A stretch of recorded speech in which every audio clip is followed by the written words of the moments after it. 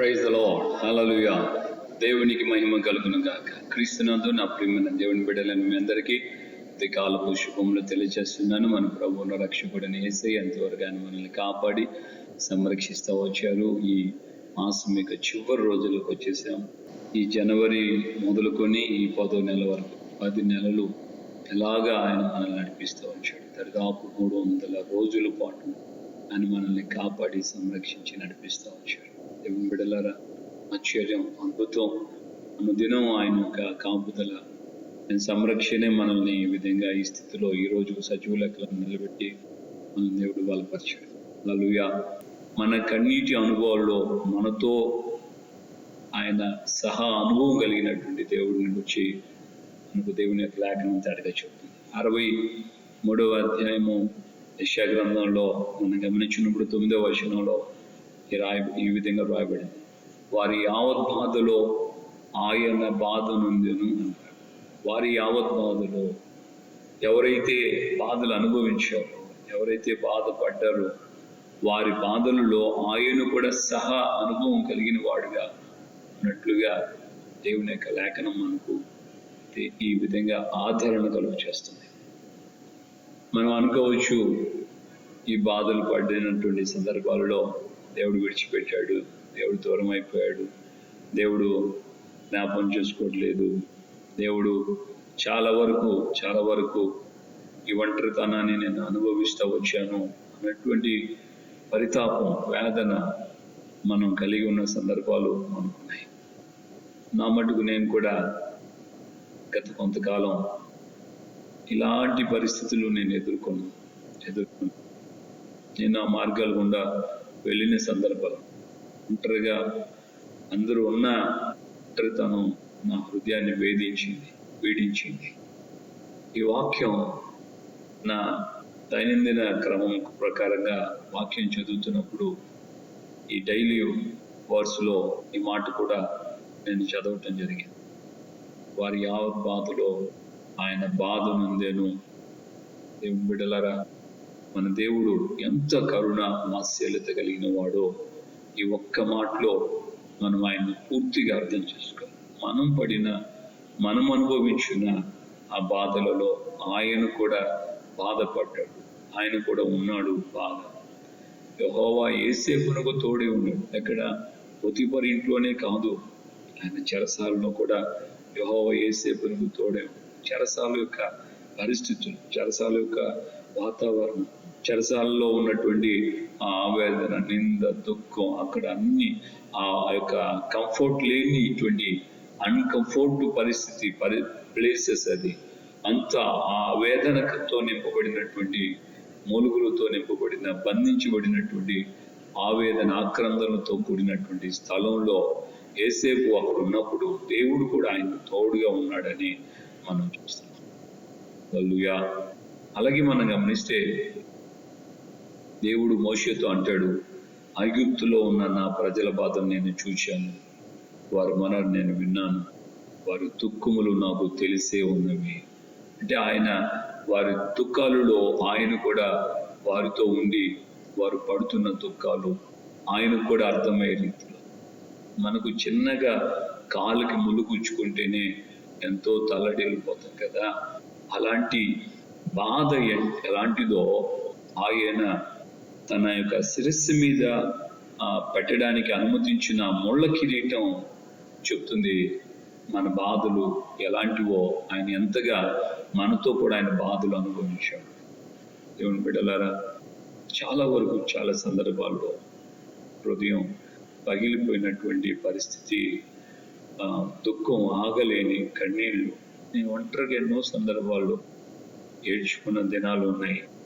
కుటుంబంలో ఎదురైన పరిస్థితులను బట్టి, పరిచర్యలు ఎదురవుతున్న వాతావరణాలను బట్టి, రకరకాలైన పరిస్థితులు, ఒకవైపు ఆర్థిక ఇబ్బందులు, అలాగే మరొక వైపున అనారోగ్యం, పాస్టర్ గారి యొక్క అనారోగ్య పరిస్థితులు, దురాత్మ శక్తుల ప్రభావాలు, పరిచర్యకు వ్యతిరేకంగా లేచినటువంటి పరిస్థితులు.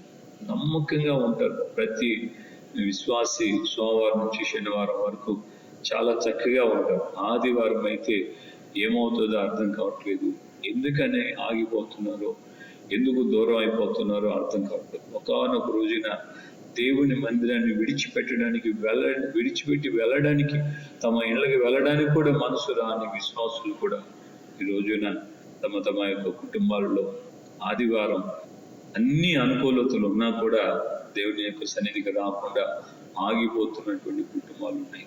ఇలాగా సాతానుడు చేస్తున్నటువంటి ఈ యొక్క పోరాటాల మధ్యలో నేను ఎంతగానో నలిగిపోయిన సందర్భాలు, దేవునికి కన్నీళ్లతో ప్రార్థన చేసిన సందర్భాలు ఉన్నాయి. దేవుని వాక్యం మీతో పాటు నన్ను కూడా ఆయన బలపరిచి నాకు కూడా చెప్తున్నటువంటి మాట ఏంటంటే, వారి యావత్ బాధలో ఆయన బాధను, ఆయన కూడా సహా బాధను అనుభవించాడు. మన మూల పితరులు షడ్రక్, మెషక్, అబేద్నెగోను మనం చూస్తున్నాం. వారు ఆ యొక్క అగ్నిగుండంలో వేయబడుతున్నటువంటి వేళలో దేవుని వాక్యం తేటగా చెప్పింది కదా, వారు ఆ అగ్నిగుండంలో వేయబడేదానికంటే ముందుగా ఆయన వెళ్ళిపోయాడు. వారు అక్కడికి రావడానికి ముందుగా ఆయన ఉన్నాడు. అందువలన వారికి ఏ అగ్ని, ఏ హాని వారికి చేయకుండా ఉండేటట్లుగా అగ్ని వంటి దేవుడుగా ఆయన వారిని కాపాడాడు. నీ బాధలు, నీ వ్యాధులు, నీ దుఃఖం, నీ కన్నీళ్ళు, నీ అనారోగ్యం, నీ సమస్యలు ఏమున్నా సరే నిత్యముగా వాటన్నిటి నుండి ఆయన నిన్ను విడిపించి, ఆదరించి, ఓదార్చి, ధైర్యపరచు దేవుడే ఉన్నాడు. దేవునికి మహిమ కలుగును గాక. హల్లెలూయా. స్టెఫను జీవితాన్ని మనం చూస్తాం. యవనస్తుని రాళ్ళతో కొట్టి చంపుతున్నటువంటి వేళలో కరుణ కలిగిన దేవుడు, తండ్రితో కూడా ఆయన కుడి పార్శ్వం ముందు కూర్చున్న దేవుడు స్టెఫను మరణంలో ఆయన లేచి నిలబడ్డాడు. స్టెఫను మరణంలో ఆయన లేచి నిలబడ్డాడు. స్టెఫను ఆత్మను అది చేర్చుకున్నాడు. దేవుని బిడ్డలుగా మనకున్న ఆ యొక్క విశ్వాసం, ధైర్యం, హృదయాలు కలవరపడనివ్వకుండా స్థిరంగా మనం ధైర్యంగా నిలబడడానికి మనం ఇష్టపడాలి. దేవుణ్ణి అడగాలి, నువ్వు నాతో కూడా ఉన్నావు, బాధలో ఉన్నావు, నా బాధలలో, వేదనలో నాతో ఉన్నావు, నా ప్రక్కన ఉన్నావయ్యా, నీ మీద నేను ఆనుకునేటట్లుగా, నాకు నమ్మకమైన స్నేహితుడిగా నీ మీద నేను ఆనుకొని నడిపించబడి మీ ద్వారా కలిగే ఆదరణ, నెమ్మది మేము అనుభవించేటట్లుగా మీరు సహాయం చేస్తున్నారు అని చెప్పి మనం దేవుణ్ణి ఘనపరచబోతున్నాం. దైవజనుడు పౌలు అంటాడు, మా శ్రమ అంతటిలో ఆయన మమ్మల్ని ఆదరించాడు. ఎందుకు మమ్మల్ని ఆయన ఆదరించాడు? మాకు కలిగిన శ్రమ అంతటిలో ఆయన మాకు ఎందుకు మమ్మల్ని ఆదరించాడంటే, మా ద్వారా మేము అనేకులైనటువంటి ప్రజల్ని ఆదరించిన నిమిత్తమై, మా ద్వారా అనేకులు ఆదరణ పొందు నిమిత్తమై దేవుడు మమ్మల్ని ఆదరించాడు. హల్లెలూయా. సావుకుడిగా నేను ఈ మాటలు చెప్పడానికి, నేను వెళ్ళిన మార్గంలో, నేను అనుభవించిన అనుభవాల్లో దేవుడు తోడుగా ఉంది. దేవుడు చూస్తూ ఎన్నో సందర్భంలో కుంగినప్పుడు దేవుడు నన్ను ఆయన ఇచ్చిన దర్శనంతో ఆయన ధైర్యపరిచాడు. నిత్యముగా నేను నా కంటితో ఈ పరిచయంలో విస్తారమైన ఆత్మల్ని నేను చూస్తానన్న ధైర్యం, విశ్వాసం దేవుడు నాకు కలిగింపు చేసి, నేను ఎన్నో సందర్భాల్లో కుంగిపోయినటువంటి సందర్భాలు ఉన్నాయి. కుంగిపోయిన వేదనతో నింపబడిన సందర్భాలు ఉన్నాయి. అన్ని వేళలో, అన్ని సమయాల్లో కూడా ప్రభు తోడుగా ఉండి ధైర్యపరుస్తూ మళ్ళీ ఆయన ఇచ్చినటువంటి వాగ్దానం, ఆయన ఇచ్చిన దర్శనాన్ని ఆయన జ్ఞాపకం చేస్తూ ఆయనను బలపరచు. మా శ్రమాంతటిలో ఆయన మమ్మల్ని ఆదరించడానికి కారణం, శ్రమల గుండా వెళుతున్నటువంటి ప్రతి బిడ్డను దేవునికి సేవకులుగా, వారికి దేవుని ఆదరణ ఎలా ఉంటుందో మేము అనుభవించిన అనుభవాల ద్వారా వారికి కూడా అనుభవాలు కలిగింప చేయబడేటట్టుగా సేవకులైన మమ్మల్ని దేవుడు అనుదినము, అనుక్షణం ఆయన ఆదరిస్తూ వస్తున్నాడు. ఒకసారి రాత్రి వేళలో భయంకరమైన పరిస్థితులు అనుభవించిన సందర్భాలు ఇంచుమించు మధ్యరాత్రి 1 గంట నుంచి తెల్లవారు 4 గంటల వరకు పోరాటం సాతానుతో భయంకరంగా పాస్టర్ గారిని పీడించినటువంటి సందర్భాలు ఉన్నాయి. నేను పక్కన నిలబడుకొని ఆ ప్రక్కనే ఉండి స్తుతి చెల్లిస్తూ, భాషలతో మాట్లాడుతూ, ప్రార్థన చేస్తూ ఆమె పదే పదే చెప్తా ఉండేది, నాకు ఊపిరాడటం లేదు. డాక్టర్ దగ్గరికి తీసుకెళ్ళి చూపించిన హార్ట్ ప్రాబ్లం ఏమి లేదు అని అంటున్నాను. అలాంటి పరిస్థితుల్లో కూడా ఆమె అలాంటి భయంకరమైన పరిస్థితి గుండా వెళ్ళిన సందర్భాలు పరిచర్యలో ఆయన మాకు తోడుగా ఉంది. మేము ఈ ప్రాంతం ఎరుగము, మేము ఈ ప్రాంతాన్ని కోరుకొని మేము రాలేదు. దేవుడే తీసుకొచ్చాడు, దేవుడు ఇక్కడ నిలబెట్టాడు, దేవుడు ఈ పరిచర్ని అప్పగించాడు.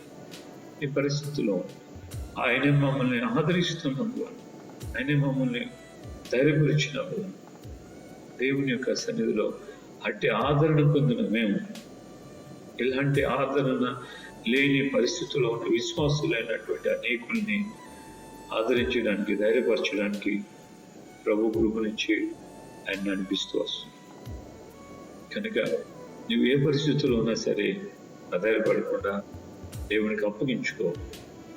దేవుడు నిత్యముగా నీ బాధలు, ఆయన బాధ నొందుతూ నీ పక్కనే ఆయన నిలబడు.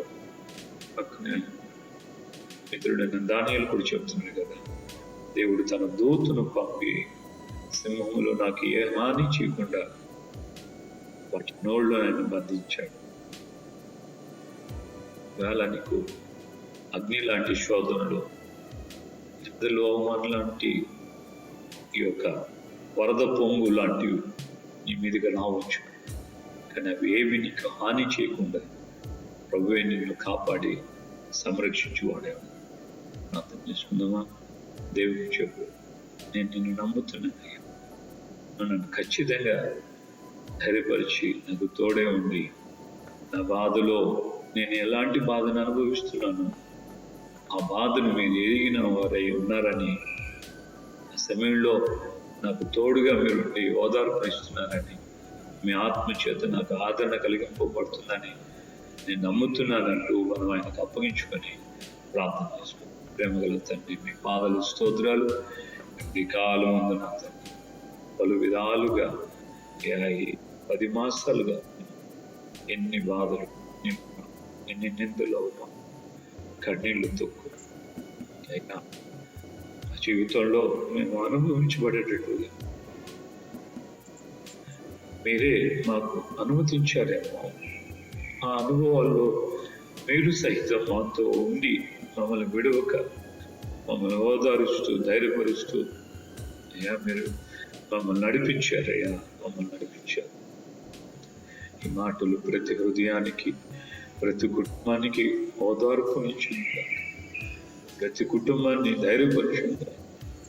అయ్యా మేము ఎట్టి పరిస్థితుల్లో సరే మేము కృంగిపోక, ధైర్యపడక మీరు మాకు తోడే ఉన్నారు. మీరు మమ్మల్ని ధైర్యపరిచే దేవుడు అని మా బాధలో మీరు కూడా బాధలు ఉంది అయ్యా, మమ్మల్ని ఓదారుస్తూ ఒకరి తల్లి వారిని ఆదరించినట్లుగా మీరు మమ్మల్ని ఆదరిస్తున్నారని నువ్వు పూర్వకంగా సేవకులైన మమ్మల్ని మీరు ఆదరించు. నీ ఆదరణ అనేక హృదయాలకి కలుగునట్లుగా మీ ఆత్మ చేత మీరు బలపరిచారు. అందుకేస్తూ ఒక్కొక్క బిడ్డను మరింతగా మీరు దీవించండి, ధైర్యపరచండి, సమాధాన నెమ్మది అనుగ్రహిస్తున్నారు. సాధించి ఘనత, మహిమ, ప్రభావాలు మీరు మాత్రమే పొందమని యేసు నామంలో ప్రార్థన చేసి పొందుతున్నాము తండ్రి. ఆమేన్. ప్రభు అయిన యేసుక్రీస్తు కృపయు, తండ్రి అయిన దేవుని ప్రేమ, పరిశుద్ధాత్మిక అన్యోన్య సహవాసం ఇప్పుడు ఎల్లప్పుడూ సకల పరిశుద్ధులకి మనకు కృపతోడే ఉండి నడిపించును గాక. ఆమేన్.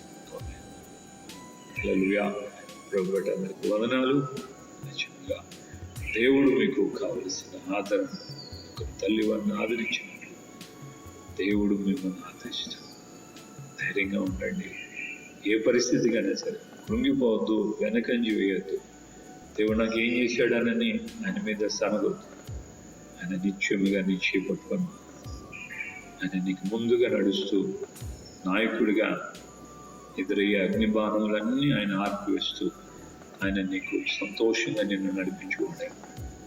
కృపావిధంగా ఉండాలి, బలపరిచి నడిపించు. Praise the lord.